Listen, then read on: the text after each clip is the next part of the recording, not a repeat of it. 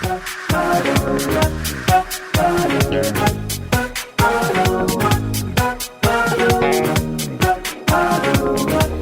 this is Carrie from Wrap Your Head Around Silks. This is the Expecting Aerialist. So I am prepping this podcast to drop on Monday morning, and you guys will be listening to me on Monday. And today is Friday, and I woke up to the news that Roe v. Wade has been overturned.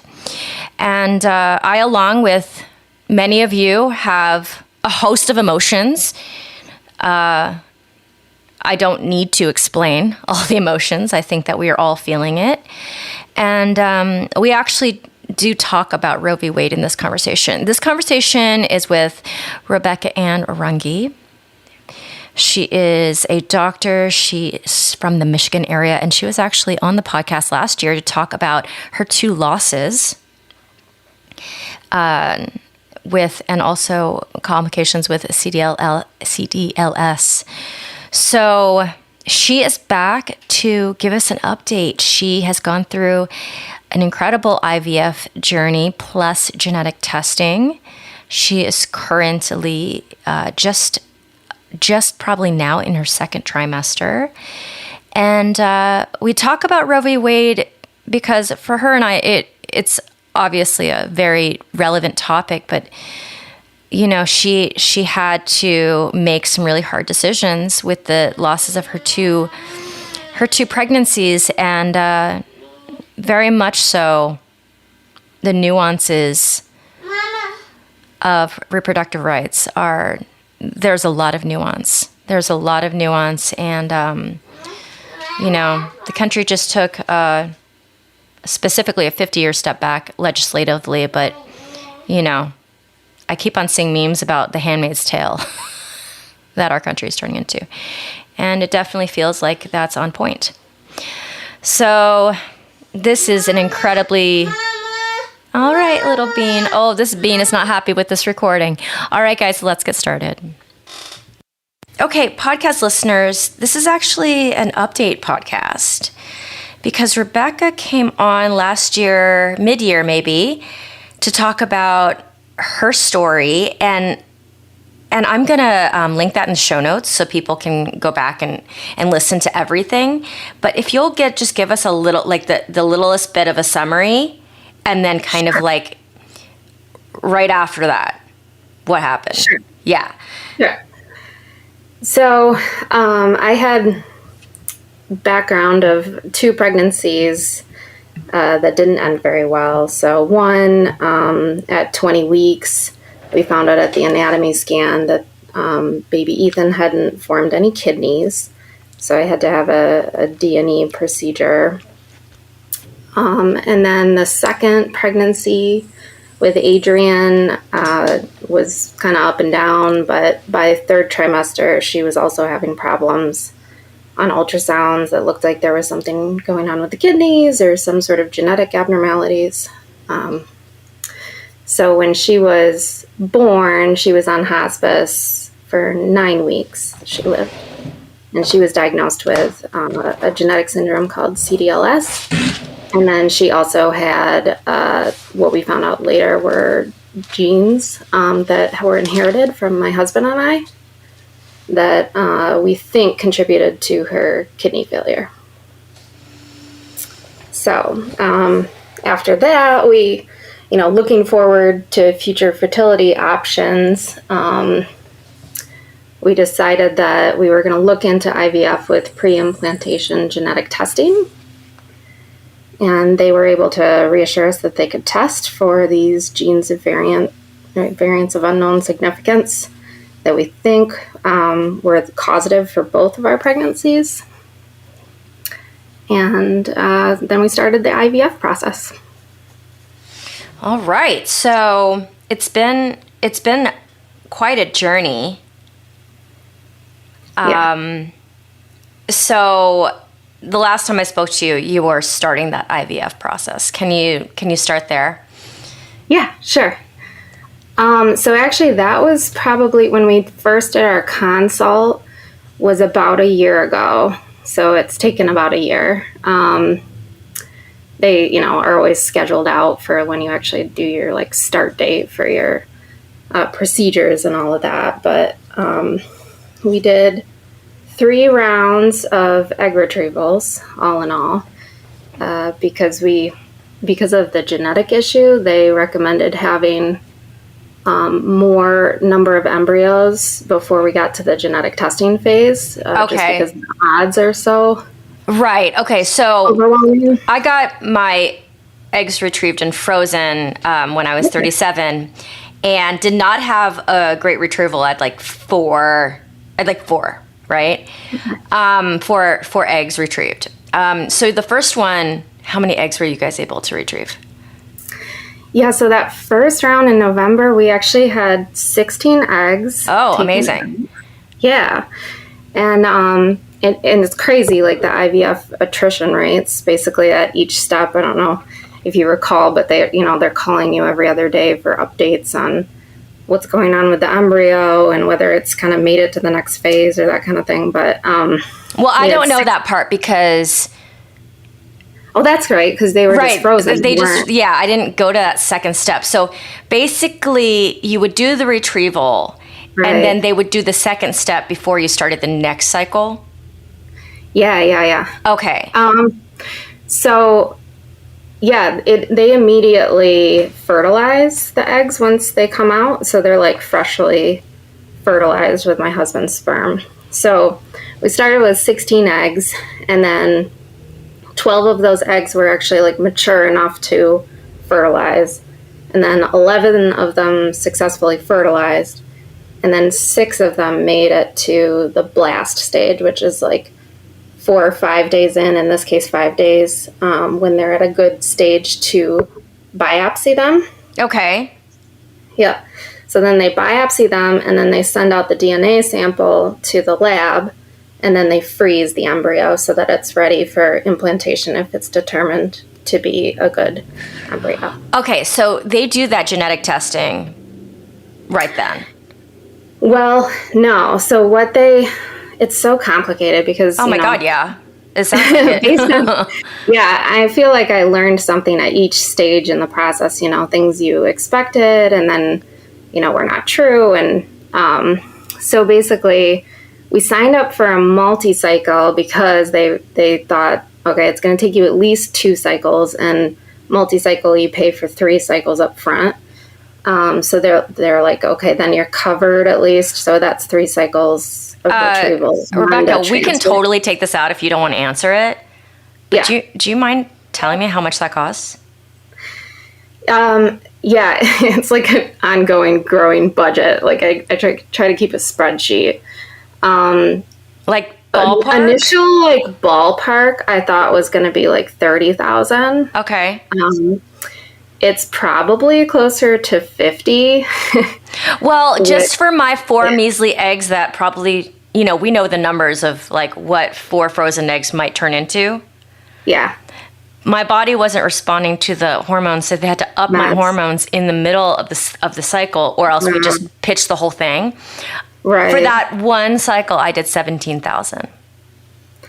Wow. Yeah, and I think it really depends state by state and year that you go through the process, whether you have any insurance coverage, because it's very rare to have an insurance plan that covers any. Very much so, yes. And I didn't have that. Yeah, I didn't have any coverage either. I was lucky enough to have some of my blood work or the consult appointments or the ultrasounds covered. Not all of it, but some of it, and that helps because that's a lot. But no, the actual IVF, the multi-cycle, I think we had to put down $22,000 up front to start the process. Yeah, I expected you to say more like 100,000, honestly. I think that my friend who successfully now has a child but did 4 cycles, and she just was having trouble getting pregnant. She didn't have any of this genetic stuff going on. Right. Definitely $100,000 for 4 cycles for her. Wow. Mm-hmm. Yeah. And I think the genetics piece adds a whole nother layer for me. So that's part of why my cost kept going up, because I'd say it's almost even for like the IVF part, all like the hormones and the procedures, and then the genetic testing, which I was getting to, we batched basically to try to reduce the cost. So we like sat on these DNA samples that were frozen to try to get them all together I see. and at once. Yeah, so it was hard, because you go through the first part and you really have no idea how successful it was. You're like, okay, what are the odds? I've got six of these samples here, but on average, I was expecting somewhere between 20 to 30% of those to actually be okay. So right. Okay. Yeah. So they're now frozen. So second round. Yeah. Second round was a disaster. Oh, so no. It's funny because you'd expect, all right, this happened the first time. I feel like I got my feet under me. I know what to expect with all the meds and, how it went and that kind of thing. And it was totally different the second time. So they kept having to, like you said, up my meds. Like I wasn't responding. So they kept upping it and upping it. And then when we had the retrieval, I was kind of surprised that they got 13 eggs, but only 6 of those were actually mature. 3 got fertilized, and we ended up with 1 blastocyst. Wow. Yeah, so it felt really frustrating, to come out of a whole nother cycle with just 1 to show for it, And each of these actual cycles, it's like a month time frame. Yeah, so it's about, 10 days of meds of sticking or so yourself to stimulate the ovaries to overproduce eggs that will be mature, because typically for an ovulation cycle you get 1 egg, right? But they want me to make dozens of eggs. And so for that part, during that stimulation phase and after, basically 2 weeks before the retrieval and 2 weeks after, you're on exercise restrictions because your ovaries are growing larger than normal, and you can kind of feel it. I felt it's kind of like period. Yeah. I felt definitely bloated. I kind of felt like first trimester pregnant a little bit, which was weird. But yeah, depending on what meds they put you on, you might be on 3 different meds at a time. 2 were to stimulate my ovaries, and then 1 was added to keep me from ovulating too early. And then there's trigger shots when they are ready for you to ovulate, and then you stop and do the retrieval. Yeah, so it depended day to day. Sometimes I was giving myself 2 shots in the belly. Sometimes it was 6 shots. You're depending on what was going on. So my experience, and I already have anxiety issues. This whole process was so I was so anxious because, number one, when you, at least my experience, I go to the pharmacy and I literally drop $10,000 at the pharmacy, and then you're just holding your $10,000 as you walk to your car. There's no, literally if I got in a car accident and something happened to the car, it would all be gone. Right. It's I was actually holding cash. That's how it felt. Yeah. And then they kind of give you a tutorial on how to stick yourself and do the things. But I was so stressed out because I was what if I do this wrong? What if I give myself the wrong dose? All my money, the stakes are so high. I know. All the small things, the logistics about IVF, I feel are the hardest part. Oh my God, it's so hard. There's so many balls in the air that you're trying to juggling at one time, plus going to work, and you're getting phone calls during the day, and they don't give you any information mapped out ahead of time, because it all depends on that result from that day. Yeah. And so it's constantly changing, and there's no way to set any sort of schedule or expectations, which was the hardest part for me. For instance, during the meds phase and before the egg retrieval, you're getting blood work and ultrasound like every other day. So, and you have to go early in the morning and get, sit at the lab, get your blood drawn, go get, a pelvic ultrasound, then go to work, and then try to wait for a phone call to tell you what you're doing, like, what dose you're doing, what day. And then you can't even like schedule your ultrasound appointments because they don't know like how many days it's going to be till your retrieval, just depending on how your eggs are growing, if they're the right size or that kind of thing. So you can't, like, I couldn't block work schedule. It was awful. Yeah. And, so and you're doing last minute canceling a whole day of my patients, which is not good. So that was tough. I remember, because I only did this once, right? I remember when I was supposed to take my trigger shot. That was the most stressful because I was like, what if because it's like a powder and a solution, right? And you have to mix it. Yeah. And it's like the timing of it's really important. And then I remember, and again, like, I don't think other people would stress out maybe in the same way as I did. But like, I'm like, what if I don't get every drop of this thing in the actual syringe, right? Like everything. And it was, yeah. I feel like it actually negatively affected. I'm not saying that there's any studies about stress level during this, because isn't it stressful for everyone? Yeah, it is. And I honestly, that's how I felt the second cycle. I kind of bombed it because I felt like I was so stressed out. It was hard not to blame myself for that, Yeah, I definitely did a little. And my mom, in her very Chinese way, she's very wise when she drops these small things. She goes, Carrie, your eggs aren't happy right now. I was like, actually, you're probably right. Oh my God. Rebecca, remind me how old you are during this year. My birthday was yesterday, so I just turned 37. Thanks. You just turned 37. Okay, cool. Yeah, so I was 36 during this part of the IVF. Okay. But yeah, I agree. Like all the timing and getting home to do your shots, and you have to do your trigger shot like right at a certain time, like 1 hour before this and that. And yeah, it was nutty. And then I don't know how your egg retrieval experience was, but super weird during COVID because Oh, you didn't have a support person. Yeah, well, like the first one I did. Okay. They let him wait in like the post-op room, the little curtained room or whatever, while I was doing my procedure. So then I was expecting that the second round, and they were like, nope, just kidding. There's, a spike in the cases, but they didn't tell me that ahead of time until I showed up the day of at the surgery center.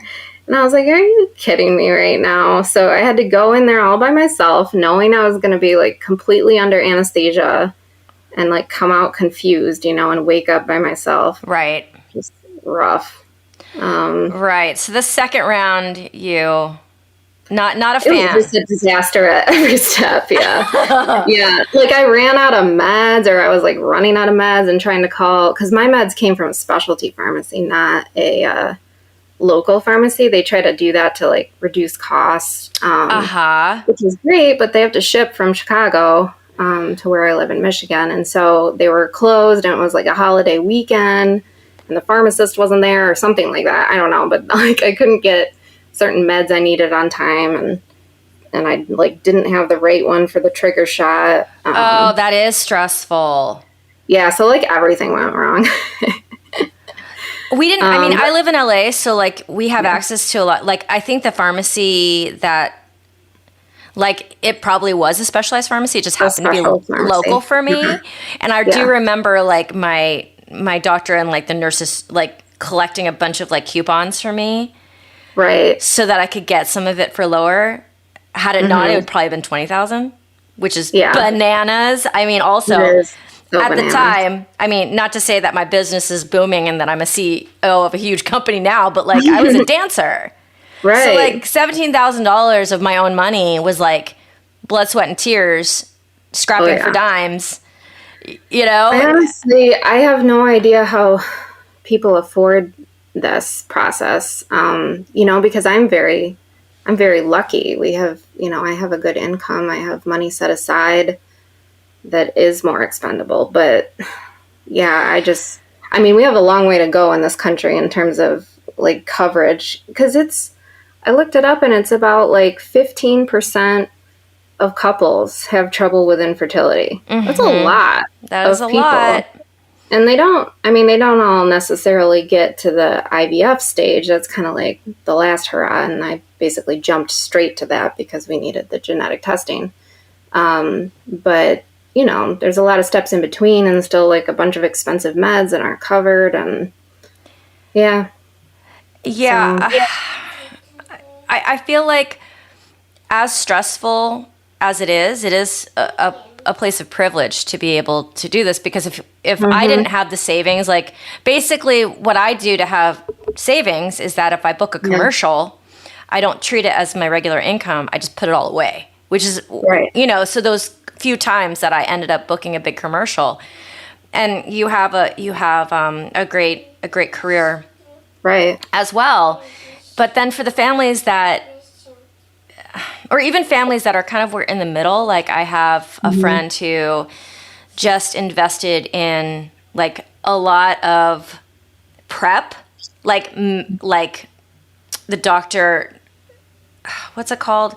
Like guided her through the prep and getting her body ready for the IVF. Right. And they just could afford one round.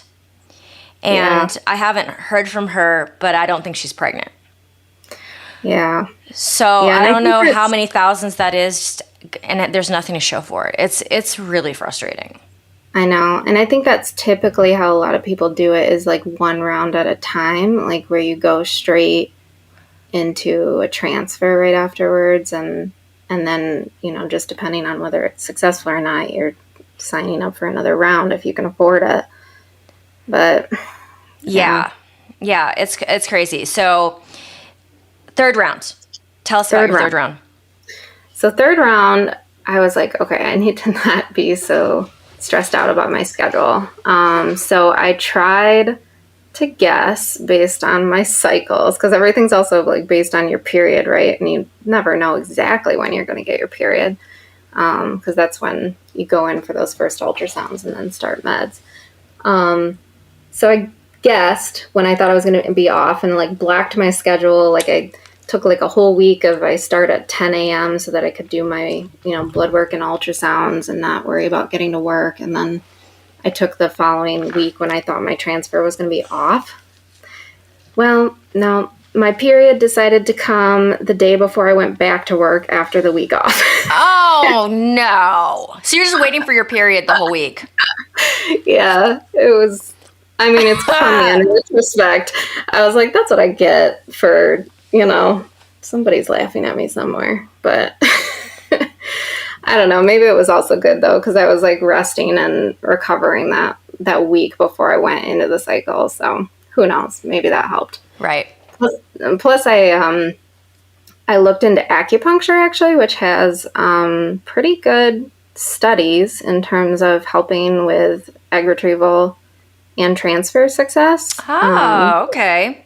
Yeah. They put you on a vitamin regimen too. So there are some like alternative things that there are research into that seem to be helpful at success rates.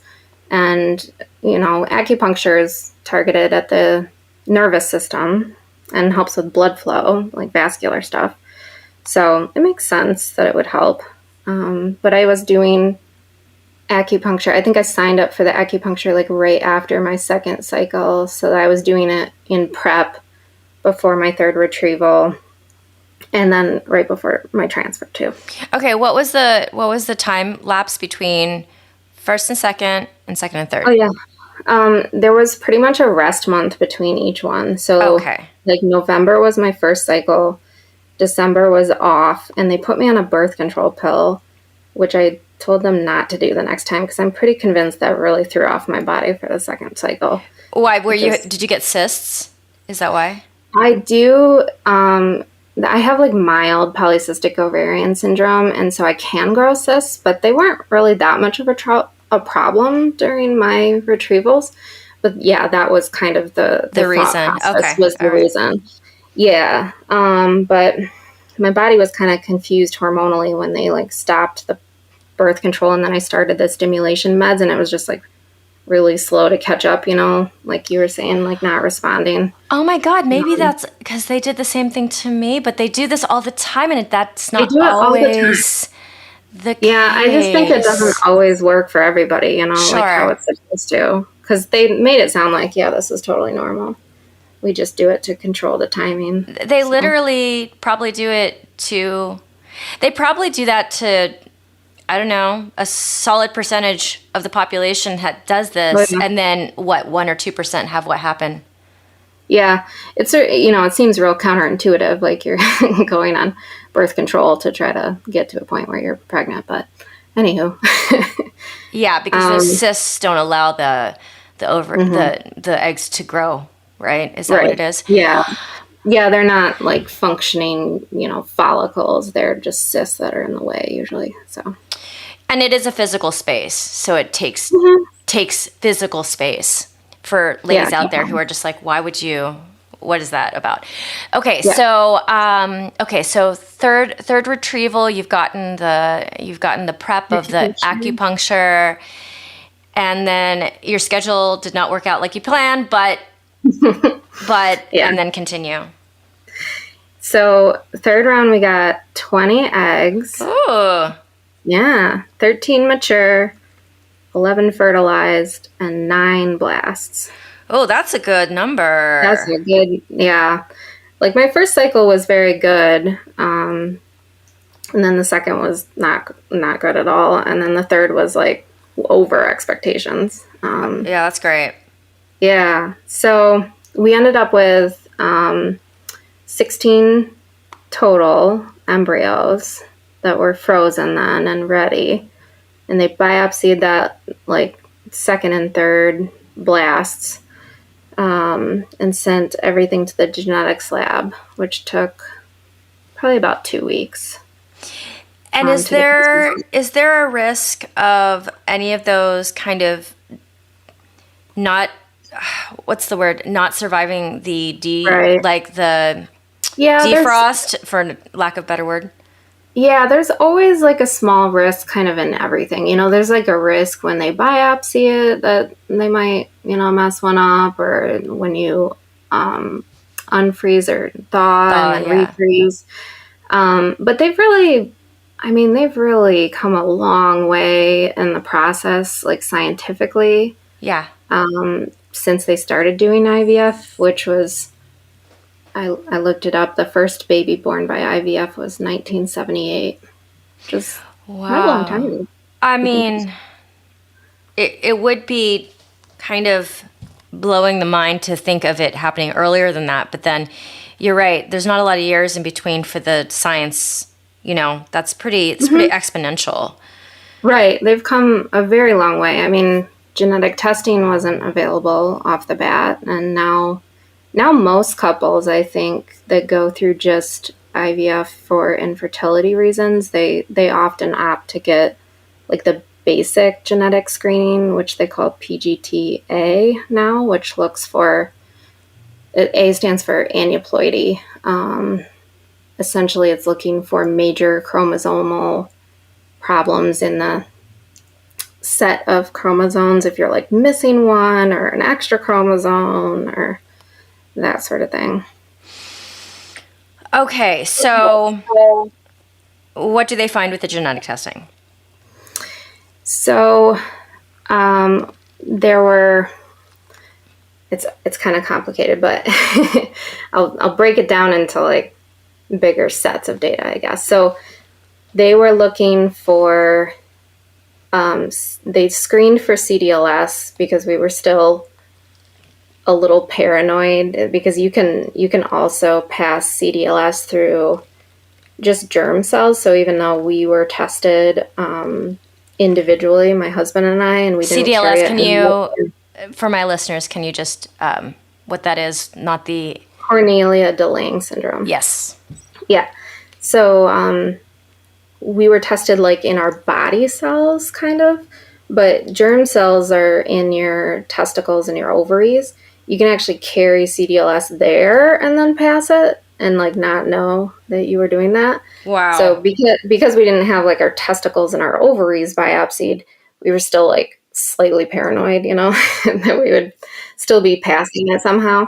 So we asked them to screen for that as well as each of our variants. So they were technically in the PGTM phase, which is like looking at monogenomic, like certain specific genes. There were 3 different things we were testing for, plus the basic chromosomal test. So that's why, our genetic testing portion was so expensive. So of the 16 embryos, there was one standout that they wanted to transfer first.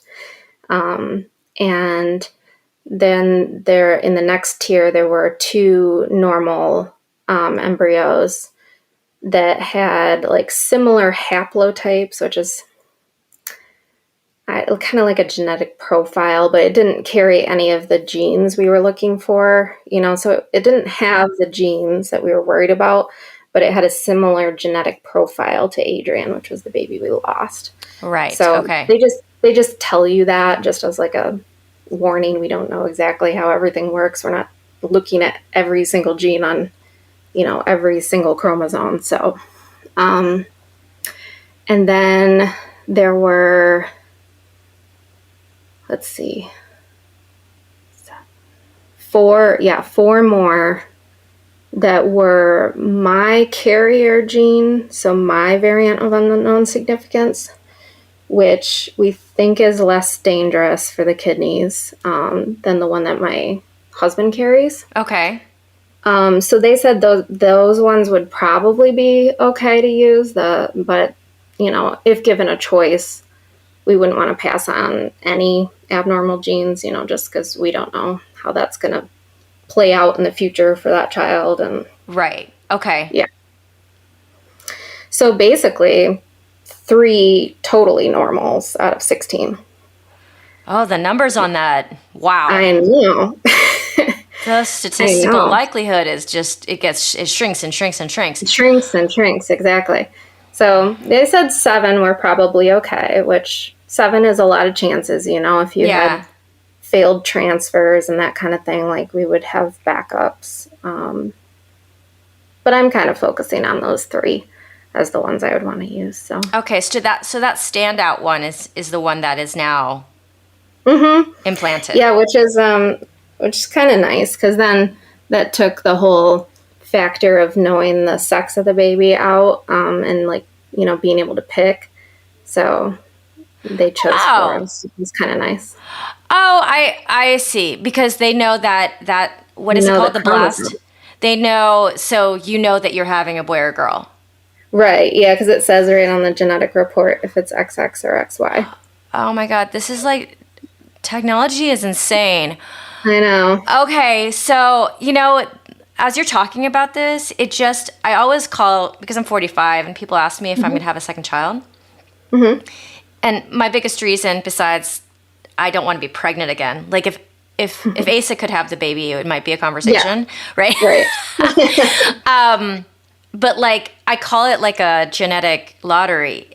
Both of us are in our mid 40s, and the fact that we have like a neurotypical child, right? It is like, if you don't know any better, you don't think about it.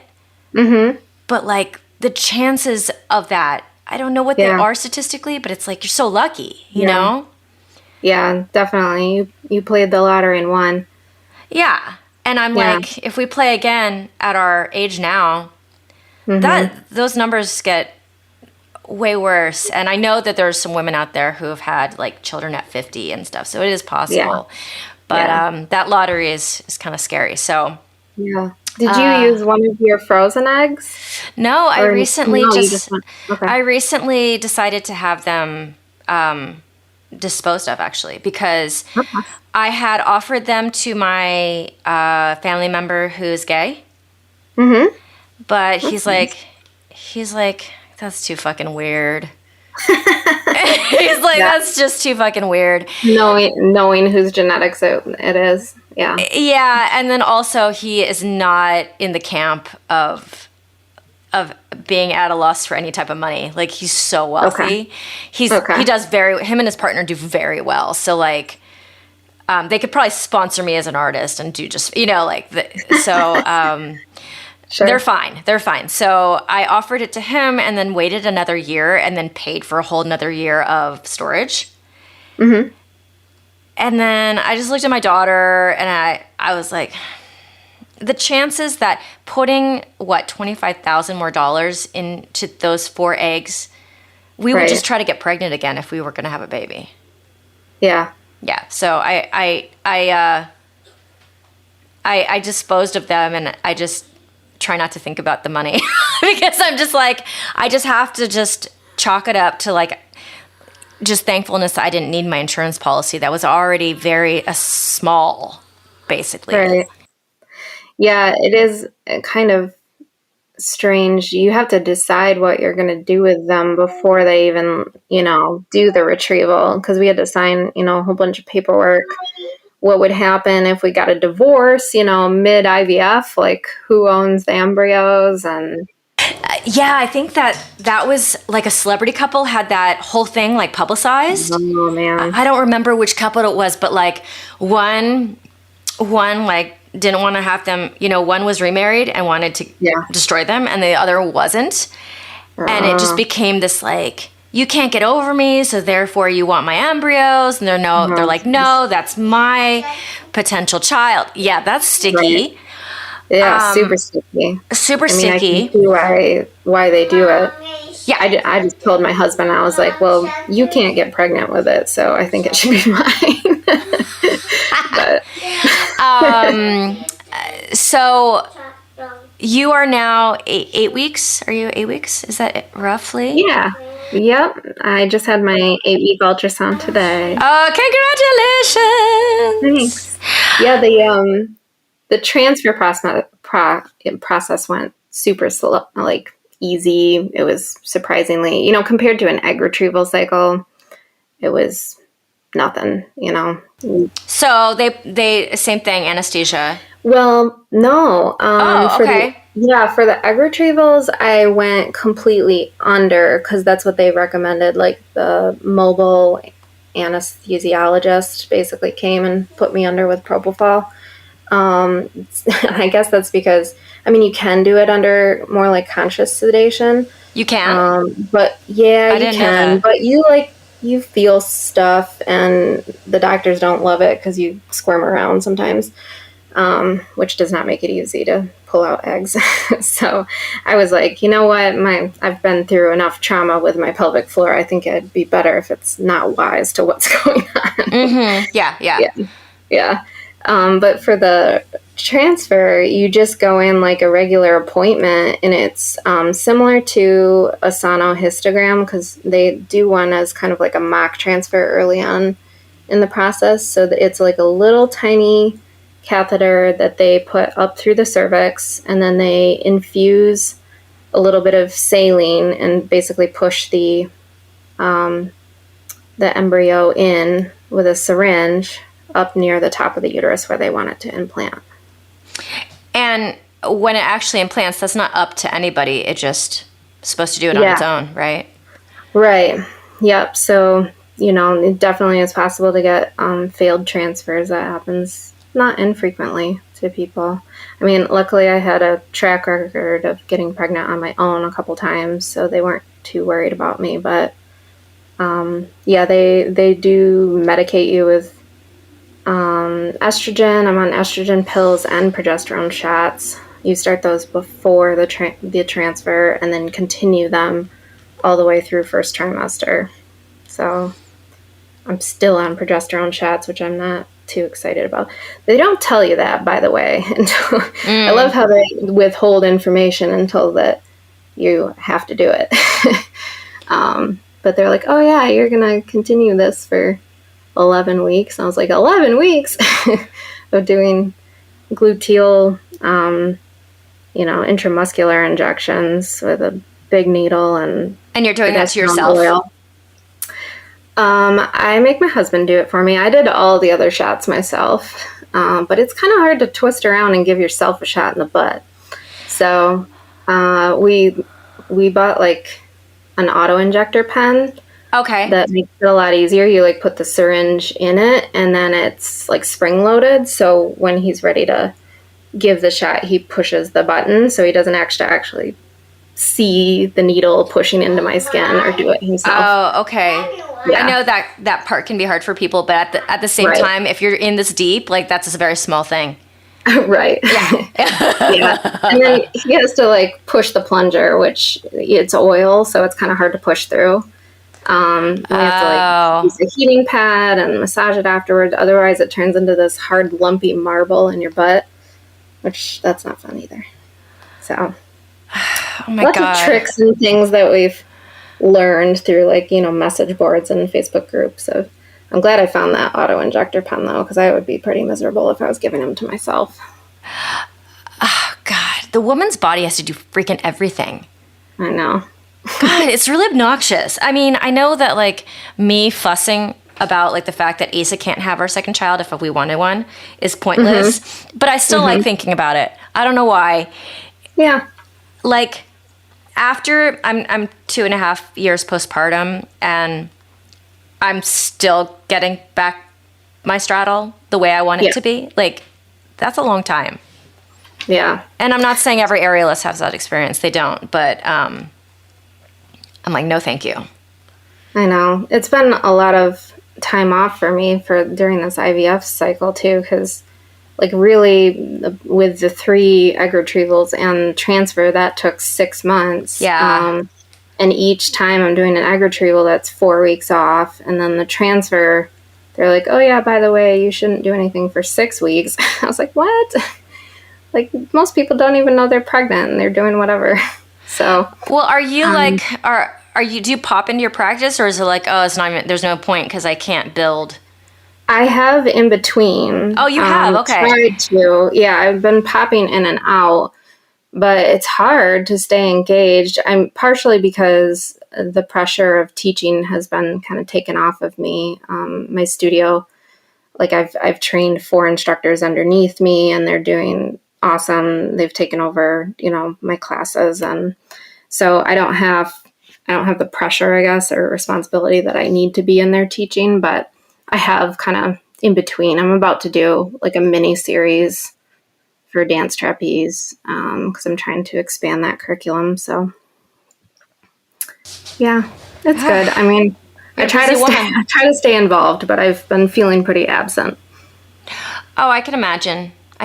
But during the pandemic, there was long stretches of time where I didn't teach one of my classes because it was fully indoors. There was no way to really open the space up more. Mm-hmm. And I was just talking to my students, and we're back in that class. I was just telling them, I was like, do you guys remember when we like took 8 months off of the space? Because I can't, I can't remember. It feels like a million years ago and a different life. Mm-hmm. So maybe later on it'll feel the same way. I don't know.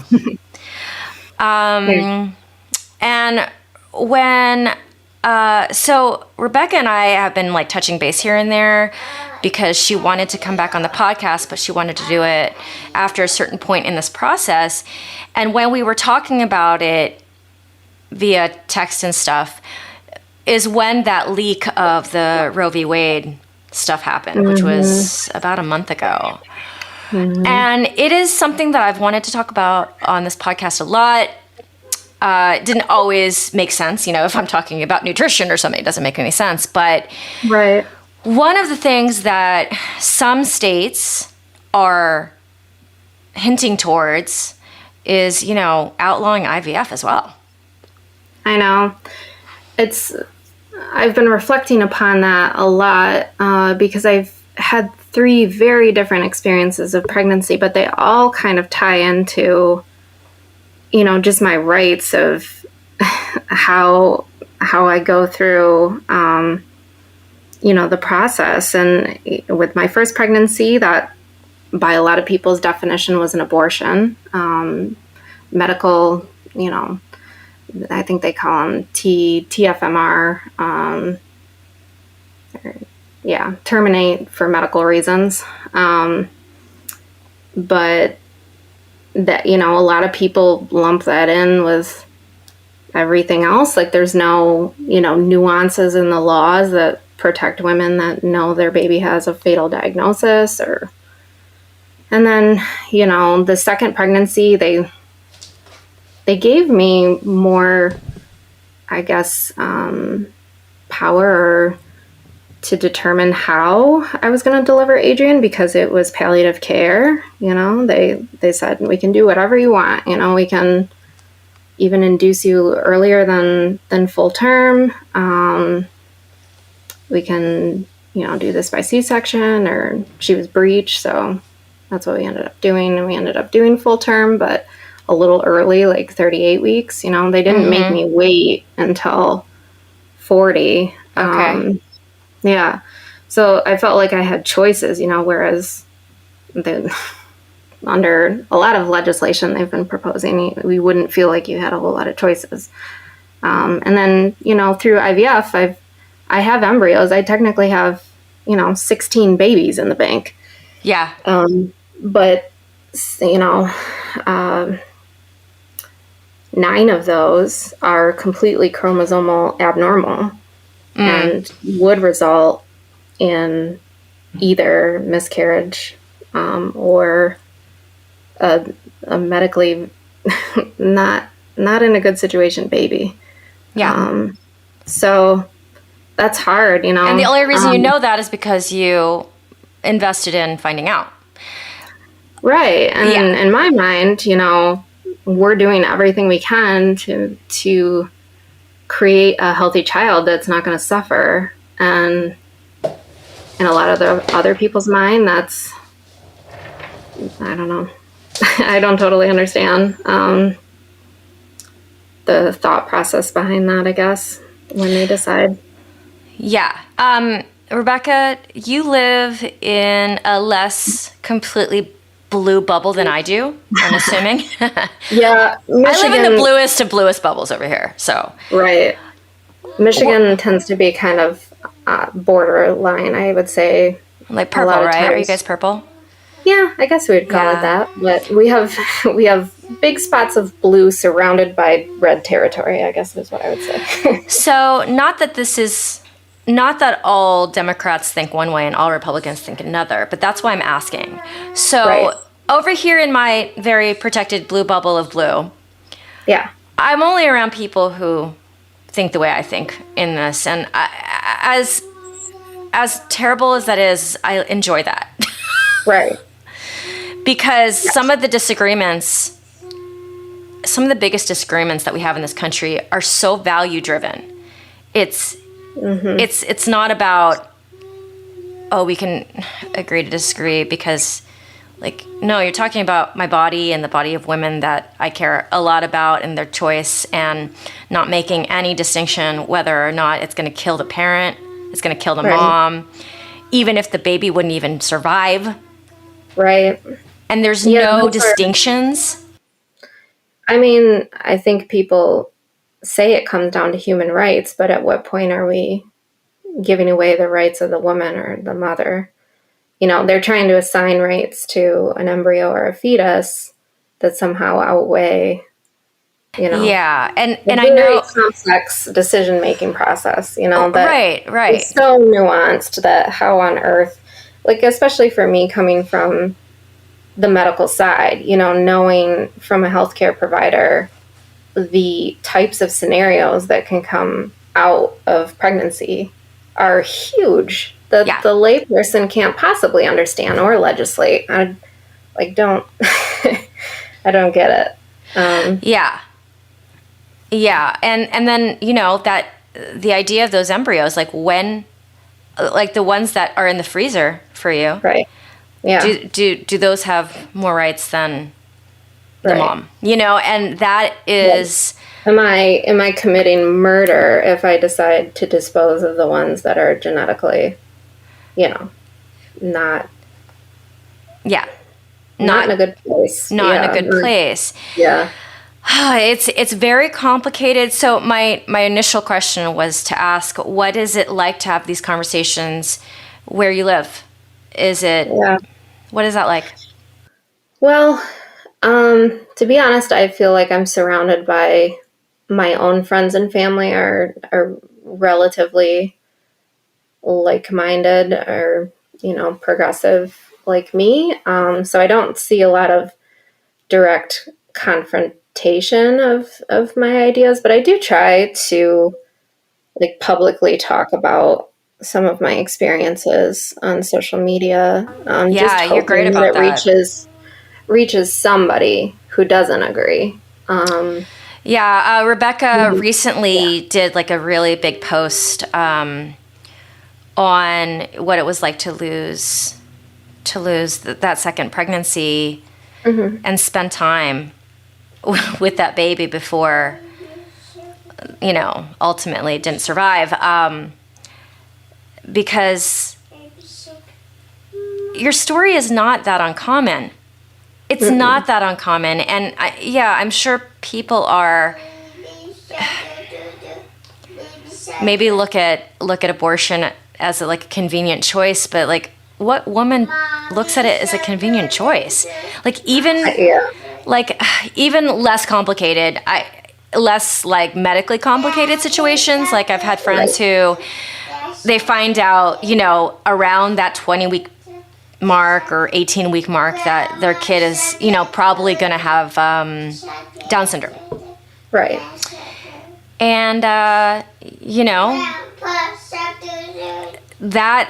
that pregnancy under the laws that are legislation that's being, considered in some states would have to be brought to term and, knowing that. And then, hard life for that kid. And I don't want to be a part of their decision. I don't think anybody should be. Because that's a private conversation between their doctor and, their family, so it's hard. Honestly, it's so confusing to me that people wouldn't see it that way. But obviously there are plenty of people that don't see it that way. And the thing that frustrates me the most is that a lot of those people are men. Yeah. A lot of those people are men. And then, I don't know. It's a confusing place out there. I just feel like the only way that people can understand other people is if they actually try to consider somebody's story. Because that's, I think most of the reason that they're able to put things in black and white boxes is because they don't understand how complicated it can get or what it's like to be that person walking in those shoes. Whatever the reason is, whether it's, medically complex baby or, socioeconomic reasons or rape or incest or gosh knows what else. It's complicated. Yeah, I mean, I feel like if your life is not personally touched. Yeah, somehow. Yeah. But that's the thing is that most people's lives are. They know somebody. Yeah. Who has been through something, but a lot of times people don't talk about it. Like whether there's shame somewhere or it's just hard to talk about, emotionally. People don't always tell their stories. Like a lot of times you can have a close friend and have no idea what they've been through.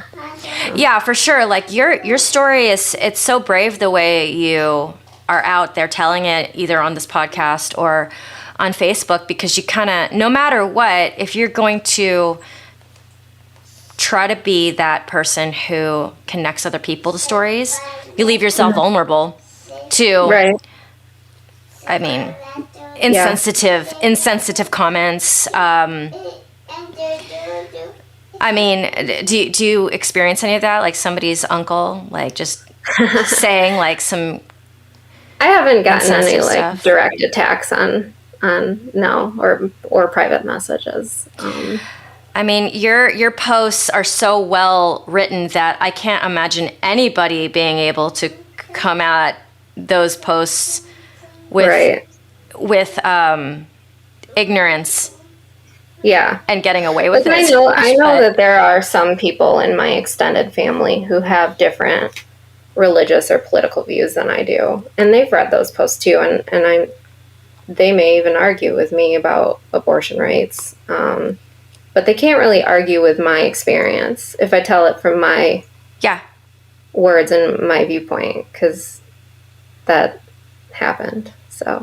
So okay, so you share the story, and is it kind of like, if there's people who who disagree, would you imagine they'd be like, yes, but your story is not like most? I could see that argument. Like you're the outlier type of thing. Yeah. But the thing is, I'm not really that. No, and that's the thing. You're not. I'm not. I guess I would cite some statistics, but there's so many women out there, and that's, I think, why I've benefited from, joining some of these online groups. I'm not like especially active on these Facebook groups, but just knowing that they exist and the amount of people who have been through similar experiences, like, is mind blowing, because at first you feel pretty isolated, like most things traumatic, you feel like there can't possibly be somebody else that this happened to. But there's a lot of them, there's different groups. There's like a genetic carriers group online, and then there's, IVF with PGT, PG, and like genetic testing and those kind of things. And the collection of people that are in those groups are people who have been through exact same circumstances as me, or who have had to make even harder decisions. Yeah. So. Yeah. It's not an outlier. It's not to say that happens to everybody, but there's plenty of stories that make it, it's definitely not just one person. So, yeah. I don't know. I'm not very spiritual, so I wouldn't say pray, but I really hope that we have an awakening in this country. I think that a lot of people are already there, but it's obviously not to talk too much about just what happened at the Uvalde, but so I'm like a political junkie. Like I'm on Twitter, like doom scrolling all the time. Right. And apparently, like, some people say that, 80%, 75% of the American public would love some gun safety reform, right? And then other polls, when they straight up ask people if they'd like more gun legislation, it's kind of low compared to that 80%. It's like 49%, 50%. Mm-hmm. So, it's like, in my small community, I can tell you what the people around me want. But then, our country's big, and a lot of states, a lot of different cultures happening within each state, within each community. And this aerial community, which is worldwide and is fantastic.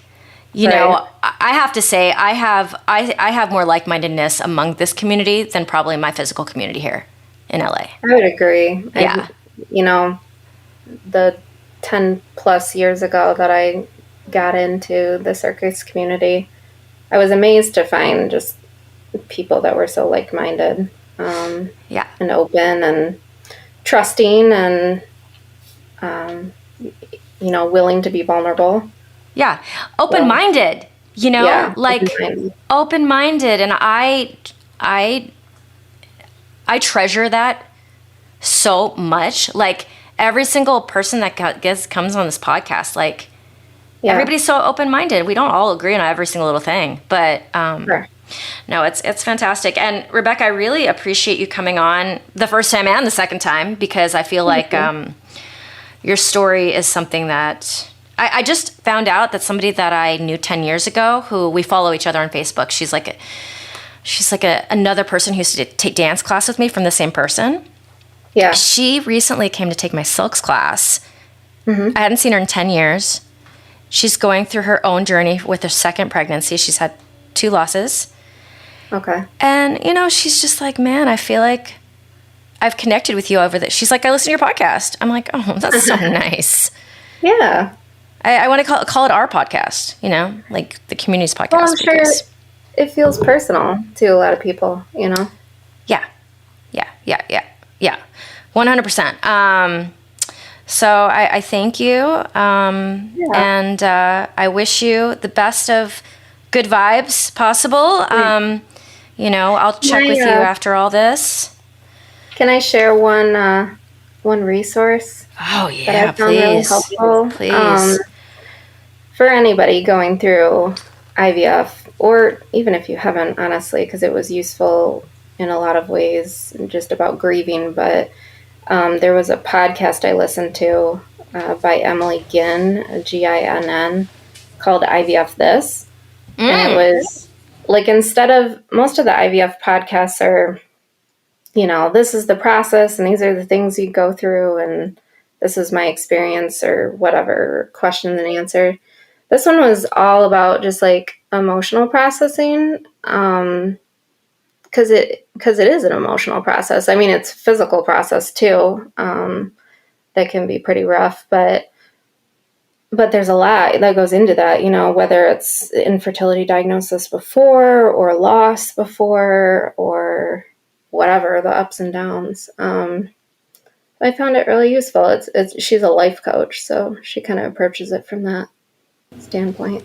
I love that there's a podcast literally about everything. I know, there is, if you look. 2.5 million across the world. That's the number, by the way. Wow. Which is insane. But it's the new wave. It's our generation, that's Grocery store. Oh, you want to go to the grocery store? She gave me a couple more minutes. Usually it's like 57 minutes. Yeah. She did really good. But she's on my device as well. So like that's she gets her device time.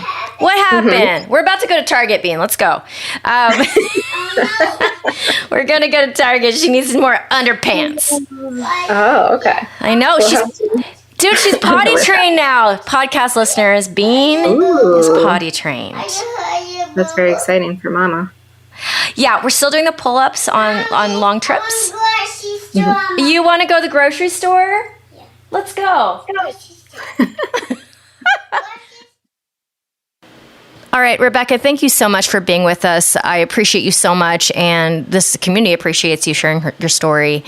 I think it'll resonate with a lot of people and hopefully help some of you ladies out there who might be going through a similar journey. All right, guys, check the show notes there for all the goodies I've got for you, Aero Rehab and the mini course, and check my Instagram, have free content there for you guys on a daily/weekly basis. Give me a 5-star rating and a review anywhere you get your podcasts. It helps so much. I appreciate you for that and for listening. I will see you guys next time. This is the Expecting Aerialist.